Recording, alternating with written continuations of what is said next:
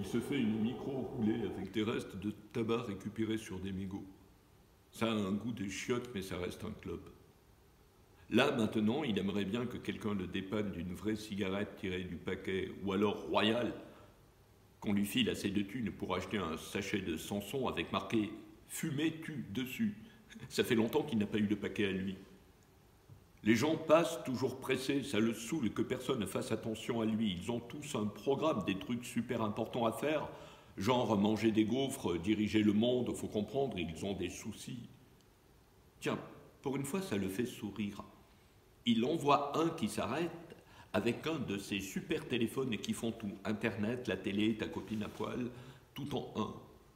Le mec regarde un truc sur son écran, juste là, 2 mètres devant, coupe, brushing, nickel et sale peau. Il lui fait « Hé hé, 30 cents !» Le gars plisse les yeux et appuie sur des touches. Ah bah tiens, « Hé, Lexo !» Il trouve ça super drôle, il se poile. Seulement le type ne calcule rien et repart.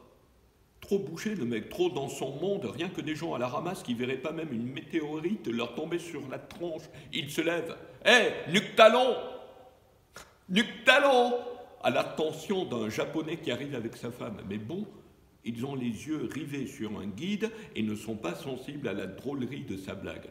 Pourtant, nuque talon, ça fait bien super vilain japonais, non? Ils sont passés. Ils s'éloignent déjà, mais lui n'a pas fini. Et même, il ne fait que commencer, il le sent. Il se marre. Le grand zig bien sapé qui arrive là, ne serait-il pas approprié de lui faire une belle révérence, genre « Eh, salut, messire l'exotant !» Il s'en tape. Bon, d'accord, autre posture de film de Mickey. Maintenant, il talonne une nana black, imite sa démarche et sa mine sévère. « Hé, Xanax, Xanax !» Ça y est, cette fois-ci, il est en roue libre. Il fait le comique. À une autre époque, les gens auraient pu lui donner une pièce pour ça. Oh, mais ce serait-il pas Mamzelle Valium? La petite nana mignonne, rondelette, presque naine, des écouteurs dans les oreilles. Mais que dalle! Elle calcule que dalle, elle va vers la gare. Lui fait des cabrioles dans tous les sens, et tout juste s'il ne leur postillonne pas dans les oreilles, mais en fait, tout le monde s'en fout. Personne n'a envie de rire ou même de s'énerver pour ça. Le pire, c'est qu'il n'y a même pas un flic pour venir lui dire de se calmer quand il pense. C'est insultant et pas rassurant pour l'avenir de la société. C'est ce qu'il se dit quand même, un peu surpris par toute cette béance. Il aurait raté un épisode. Eh, dis donc, César! Cette fois-ci, le ton est caustique.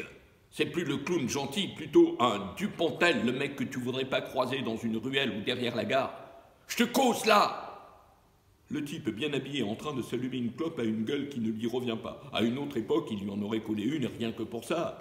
Mais là, il s'est mis bien devant et lui parle à 20 cm, grave dans sa zone de sécurité. Et pourtant, crois-le ou pas, le mec allume sa blonde comme de rien. Relève la tête et cela joue vraiment genre « Non, je te vois pas, t'es pas là. Je regarde un truc derrière et je démarre comme si personne m'avait parlé. » Un maître martial de l'art du déni. Le plus fou, c'est comment il a trouvé moyen de le frôler, de pratiquement le bousculer, mais sans le faire, comme si vraiment il n'y avait personne.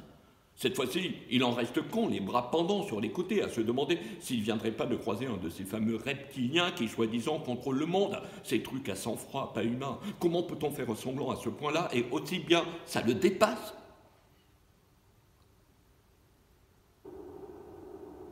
La meuf lui rentre dedans et batte un peu, hein. Dans son 36 fillettes avec shoot de café et sac de course, elle lui rentre dedans. C'est comme se prendre une locomotive. Vous auriez été assis en face, vous l'auriez vu arriver face à lui, bien raide, bien pressé, le regard droit, devant. Lui n'a rien vu. Elle non plus manifestement.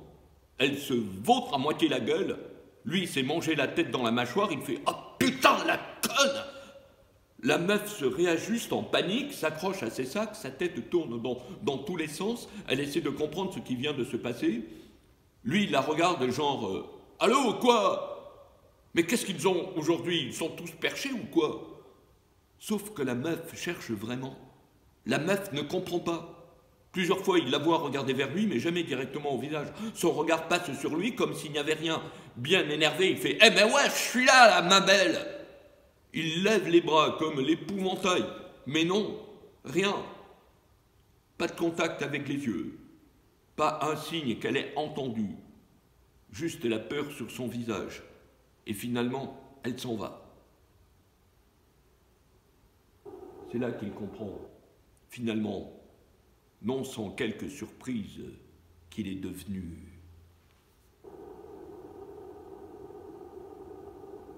Alex Chester.